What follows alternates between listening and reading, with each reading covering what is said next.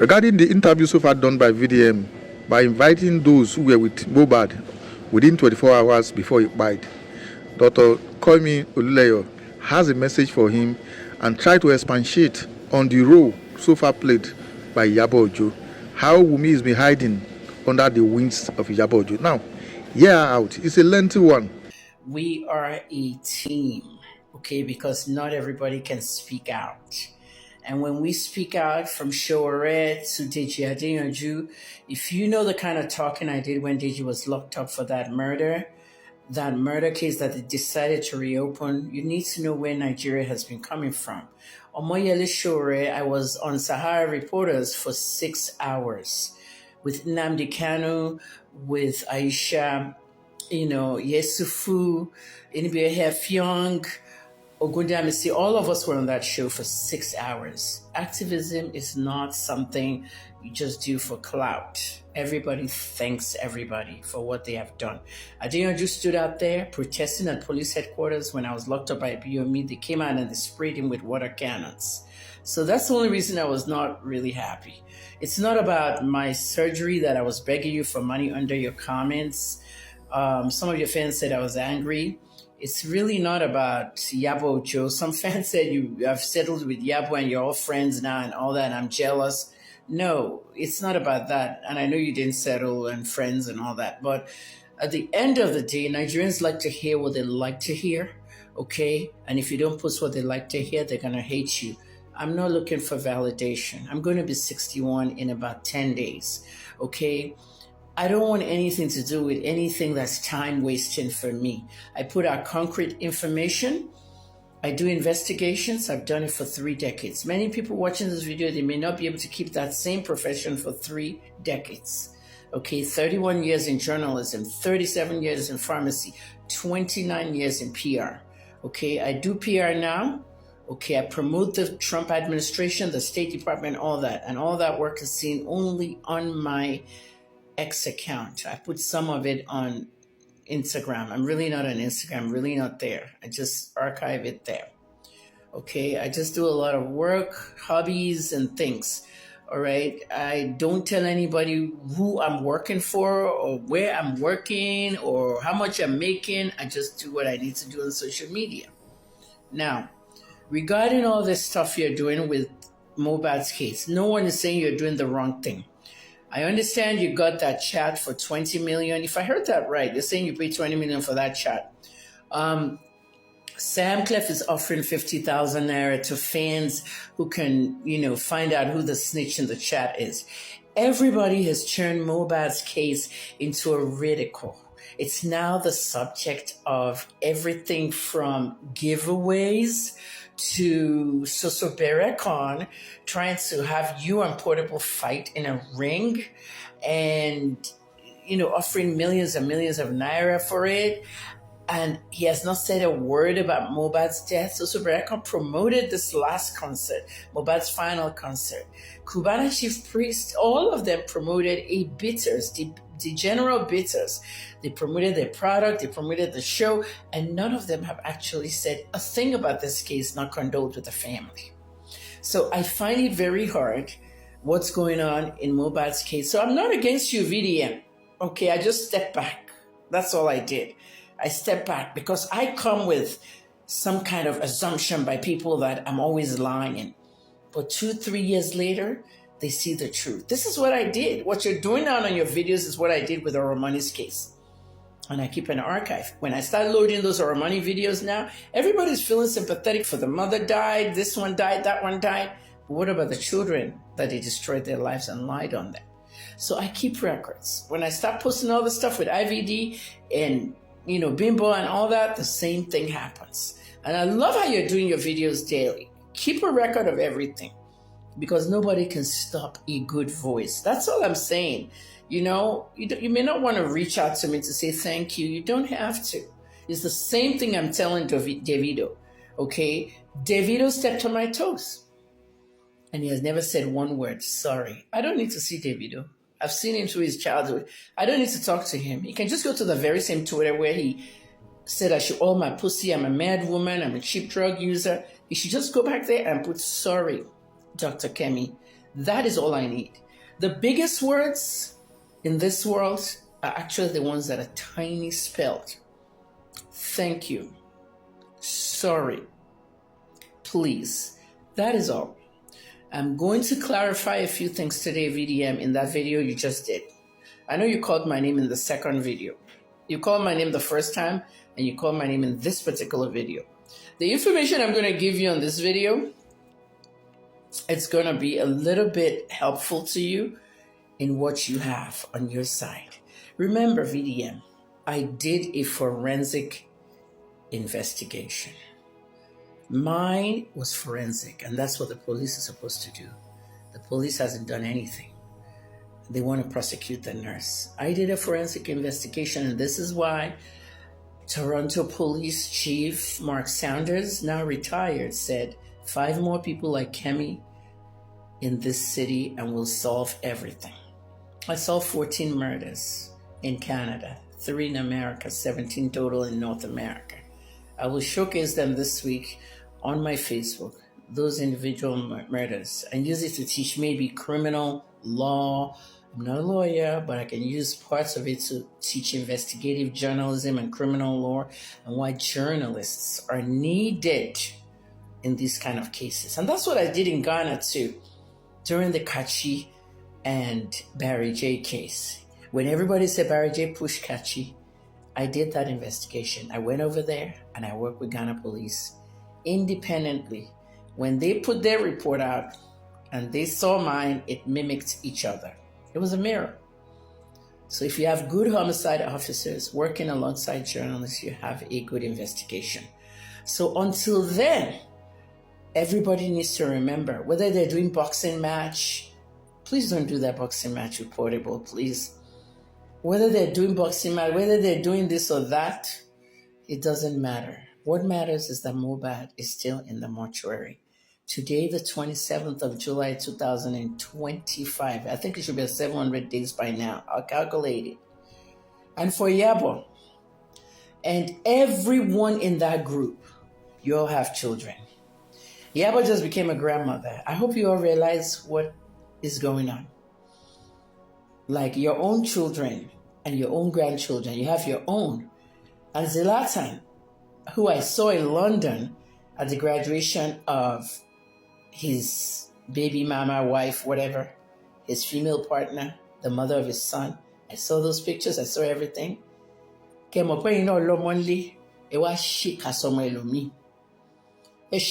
Mohbad. Plan everything. Naira Marley did not kill Mohbad. Naira Marley had nothing to do with the death of Mohbad.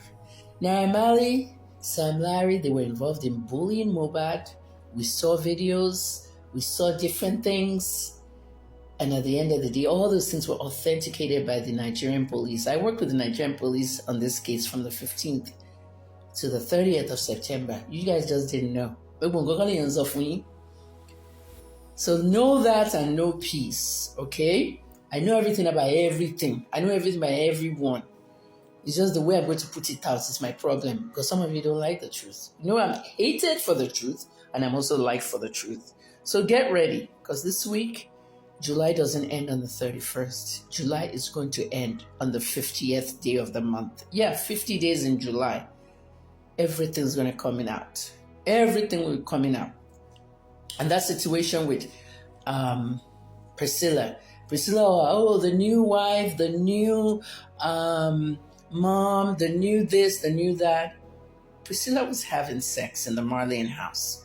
Priscilla was holding a balloon and smoking weed right next to Little Kesh and Fireboy. The video is there. Naira Marley took it away because it can be illegal stuff. I have the video. Simba post video you're opening your mouth, attacking VDM, attacking people talking, kemi, oluloyo, attacking. She had a reckless life, and she was not a virgin, as she told her husband. So now, some people have reckless life, and now they're the beautiful wife in the house and everything. That's why all Iyabo fans and Priscilla fans are all attacking me. They want to model as the good wife, the beautiful wife, but she was reckless. She had consensual sex with the Marleyans. especially Naira Marley. A message to VDM. VDM, make sure you watch this video very carefully and very slowly. All right, I made notes myself on a piece of paper here so I can get everything in this 9-10 minute video. I watched your video this afternoon. The time in Nigeria now should be 1:40 p.m. in the afternoon, Sunday. I was the first to post about Mohbad's death. However, I did not mention Mohbad. On that day, I posted that there's been a death in the industry, and I'm really sad right now in that I want to stop posting for the day. It was very early in the morning, and I'll let you guys know later. That's what I posted, and I have a screenshot of it. Now, as soon as I posted that and the whole comment section got filled up, people in Mohbad's camp, especially Wunmi and Iyabo, they had seen the post. Within the hour, they sent an advert to Instablog Niger to put an advert out that Mohbad, okay, had died of an ear infection. That advert was paid by Iyabo. Now, I saw you on one video asking who paid for the advert. Because of privacy, you cannot technically ask Instablog to reveal the names of their advertisers and where the money came from. That's what privacy in marketing is. I have a degree in public relations, and marketing is a big part of PR. But for me, as an investigative journalist, I did a forensic investigation, and I found out Iyabo paid for the advert. She was with Wunmi, but they tried to hide her whereabouts at that window, the 72-hour window when Mohbad died. Iyabo was also posting on Wunmi's handle. That Cynthia CY something, it was Iyabo that was posting. That post you talked about in your video, like, they took him from me, all those things were actually posted by Iyabo. Iyabo was the admin for Wunmi's handle. I mentioned this in my video in September and October during IJ Mohbad. IJ Mohbad is so saturated now because I had 65 videos on there and 22 live videos and 205 posts. I did a lot of work. My work was forensic. So I couldn't tell a lot of people details. You had to follow that work. There are people who followed it. And those people, please put a comment on what you remember. Now, I accused Iyabo of being the admin for Wunmi because she made a mistake. She made a mistake, and Paulo was watching that mistake, and Paulo told her, okay, to take that post down. As you see, Paulo said Iyabo should drop the whole thing with VDM. Paulo knew what was going on in the background. Iyabo wrote, Kemi Oluloyo used to bully Mohbad when he was alive. Not knowing, now Wunmi will know that, but Iyabo being the admin did not even know. So Paulo told Iyabo, no. Kemi Oluloyo really didn't talk to Mohbad or know Mohbad during his life. I only met Mohbad one time at Tiwa Savage's father's funeral where he declined to take a photograph with me, all right? And it was after his death I found out that he was the one going around the industry counseling my son from working with some of the famous producers. So Mohbad disliked me because of the Davido fight, that whole thing with Davido. You know, all your pussy, cheap drug user, we're a woman, all that 2018 fight with me and Davido. And I've been trolling Davido since, putting out all kinds of news about him, all his secrets, everything. There's no news I've put about Davido that's wrong. And I told you he was having babies, 2 babies. I told you his baby mamas. I told you everything Davido is my factual entertainment news. So Mohbad didn't like me for that. But even so, when he died, my own son contacted me and said I should not do any investigation on Mohbad. He has a right to because he was disgruntled about the way Mohbad blocked his way. And hearing this after his death, you know, your own son will say, why are you doing investigation? Just leave that shit alone. But I didn't, because I noticed people in the industry were about to get away with murder. Now, I posted about the properties. I talked about a house, and a woman came and said, Mohbad doesn't own a house. He rents it from me, blah, blah, blah. They had all kinds of things put together to make it look like Mohbad, you know, didn't do this or didn't do that. Mohbad actually owned that house. And that was the work of Wunmi. And he actually purchased the house. He was on his way to purchasing the car. And we saw him at the dealership, and we saw Ade West looking at Mohbad's phone while Mohbad was trying to probably make payment for the car and everything. This is the reason why I was against you with spending interview, because I did a forensic, investigation, and possibly the police too are doing their own, and we haven't heard anything from them in 2 years. So I didn't want that forensic information to come out. By you interviewing Spending mentioned the fact that Ade West also followed him to the pharmacy. I wanted to nail Ade West in the part of he's always there. Ade West was there when Mohbad was trying to buy a car. He was there at the pharmacy when they're going to treat him. 3 a.m. pharmacy. Nobody's open at 3 a.m. Okay, let's move on. Ade West was also there. VDM, okay, was also there when Iyabo was signing that condolence register, remember? So the critical part that Ade West played is what I was trying to protect in that Spending interview. And I said, you shouldn't be interviewing witnesses. All this stuff should come out in the criminal court. That's why I did that.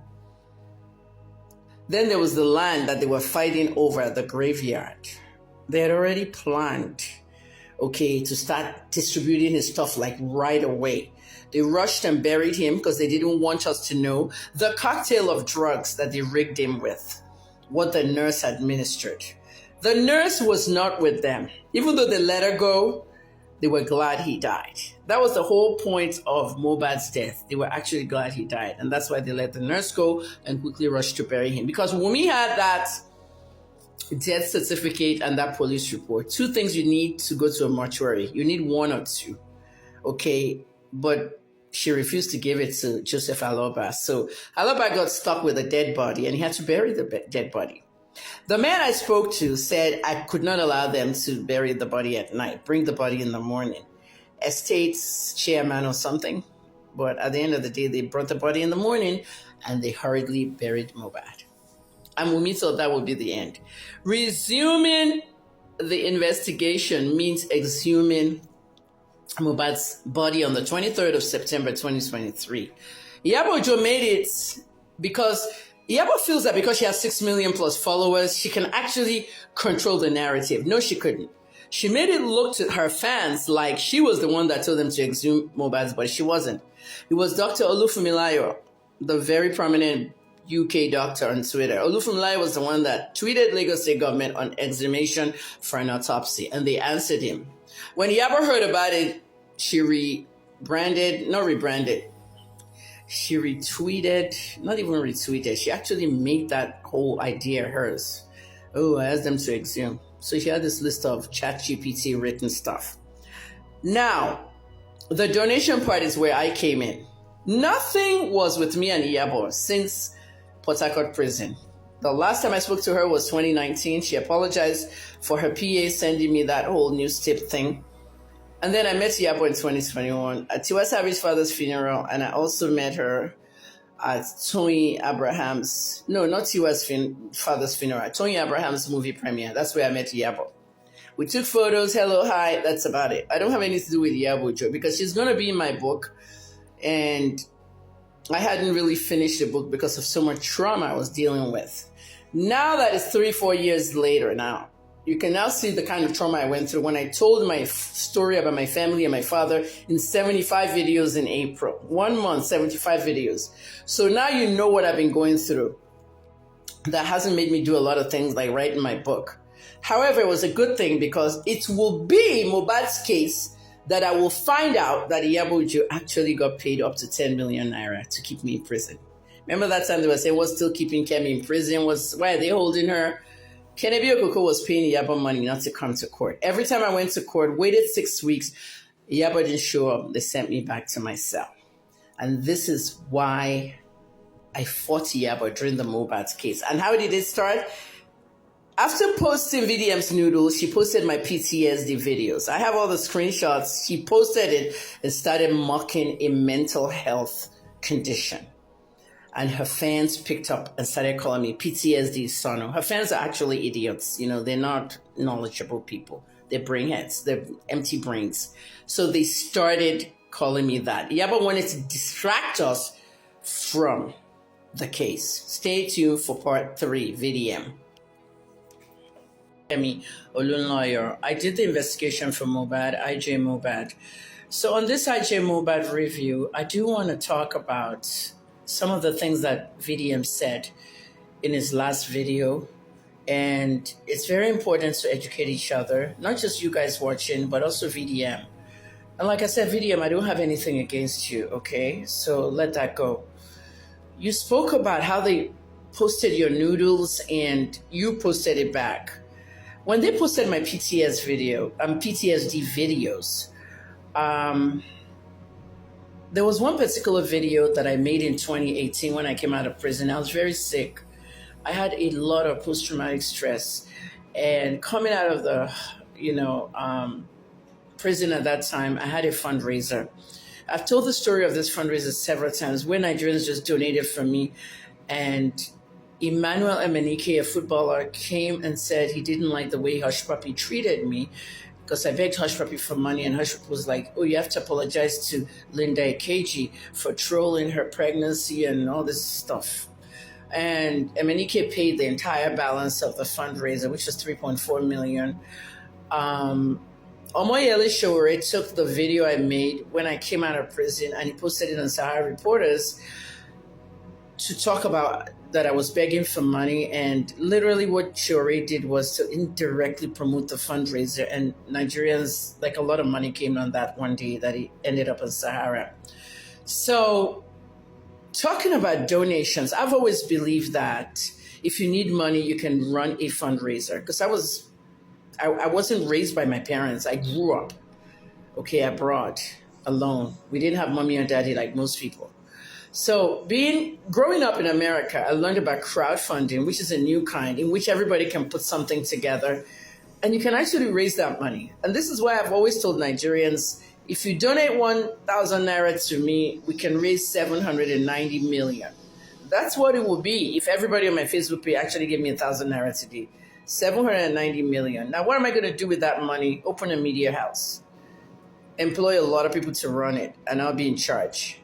I may not be a journalist anymore, but I will give you the best in news, and there's nothing anyone can do about it because I wouldn't even open it in Nigeria. It'll be next to Nigeria, either in Togo, Ghana, or Cotonou, where I wouldn't have to face cybercrime laws and censorship by the NBC. Do you see what I'm saying? You can have big media outlets outside the country. That's how Sahara is in New York. People's Gazette is now in New York because they forced Samuel Guinea out of the country. Every journalist is out of the country, even Hyundai is somewhere in Ghana. Everybody's doing their thing outside. So let's get back to the iyabo case. So now, I've always believed that people can always donate to anybody for any cause. At the end of the day, my birthday is in 10 days, maybe a little bit over a week. I did a birthday fundraiser in the last 3 weeks, and I wanted people to raise money and say, oh, donate to me, donate. So some people didn't donate, but some donated. 1,000 here, 1,000 there. By the way, everybody that donated, thanks. When I got the donations, it added up to be, imagine if everybody's giving 1,000 naira and we raised $500, ordinary $500. It came to 700 and something thousand naira. Little did they know that I was actually giving it to a charity. It was a birthday fundraiser. So I donated it to a charity in Ibadan that I know that they take care of sexually abused women and girls. And I was sexually molested during the riot. I've told that story by over 20 men and what I went through, and my father was watching and he left us and ran away and all that. So I donated that for my birthday. So I believe in donations, that it helps, especially crowdfunding. And that's what celebrities and their fans do. Their fans will crowdfund and they'll buy them a car, a house, bouquet of flowers. That's how it's done. When everybody puts $1 in. See that Nigerian journalist in America that everybody donated $1 to? He has 750. What did he have? He had 75,000 followers on Twitter and they raised something like $75 million for him. This is the difference it makes when you crowdfund. Please don't crowdfund anything from you. Nobody must send any money. I don't need anything. I'm not going back to journalism. But now that I've given you guys an idea of donations, in Iyabo's case, she started a fundraiser. They planned it in the group and they wanted that fundraiser started to raise money for Wumi. Wumi will be the one that they'll put out. Iyabo and Tonto don't have jobs. They run NGOs. especially Tonto, and they use sick people, dying people who are having surgery and raise money for them. If Tonto collects 20 million for someone who has one ear, they want to do ear surgery and all, she'll post a graphic picture on her page. And if they're raising 20 million for that person, Tonto will give that person something like 14 million and she'll pocket the 6. That's how she makes money. Iyabo and Tonto makes money from Gistlover, from the crypto, from the ads. And they net about 30 million naira every month on crypto from Gistlover alone. So at the end of the day, when I said they don't have any real jobs, that's what they do for a living. At the end of the day, they now did what they always do. Let's do a fundraiser for Wunmi. So I started this whole DNA thing, and I know you also started it. There are people who are following VDM who said VDM started DNA. Some said Kemi oluloyo started VDM. I actually started it. If VDM saw it on my page and decided to talk about it, so some people may think it was. It's not competition. There was a DNA issue because the last conversation Mohbad had in that car fighting, and that driver that interviewed with you, Mohbad, he was lying. This I don't speak Yoruba. He was lying, just trying to keep information from you. That driver knew that conversation was about DNA, paternity of Liam, a visa to Canada, and that was what started this whole fireball. So at the end of the day, when Iyabo launched the donation, by the way, they raised about maybe close to 200 million they raised for Wunmi. And they shared it with everybody. You can see Mohbad's mother going to the market, carrying all these foodstuffs, everybody. They bought cars, everything in Mohbad's name. And Mohbad is still in the mortuary. So listen up carefully now. Now, VDM, when that donation thing was set up, I made a post and I said, do not donate for Wunmi. She's a black widow. It was that post that renewed my beef with Iyabo. Remember I said I have not spoken to Iyabo since 2021 when I saw her at Tony's movie premiere, Tony Abraham. And before that, 2019, when she apologized for the whole Ibiomi thing. So I really don't know Iyabo much and I don't want anything to do with her. And now it was like, stupid woman. Iyabo just started and Gistlover. You know, anything she does, you'll see it on Gistlover. And Instablog now started to post Kemi oluloyo and Iyabo renew their beef.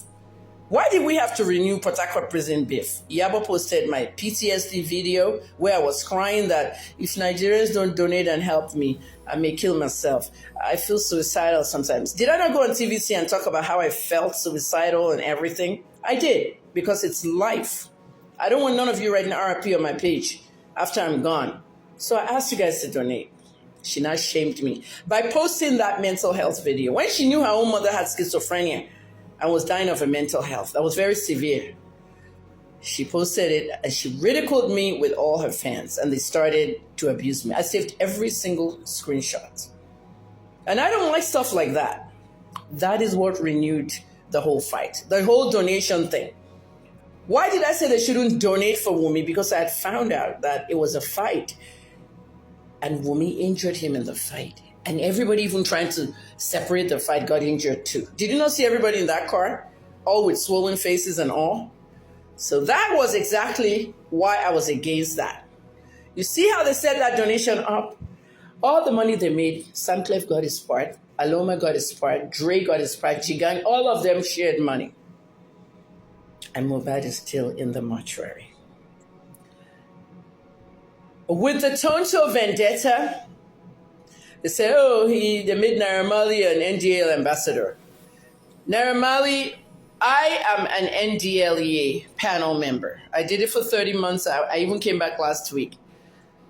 The NDLEA has no ambassadors because we didn't want celebrities doing the work for them. Many celebrities do the same drugs. So I called Chairman Mariwa and Mr. Femi Babafemi and said, Naira Marley just stopped in our office and said hi. It went across the internet as ambassador. Even Chairman Mariwa put out a statement and sent it to me. I posted it on my page. There's no ambassador.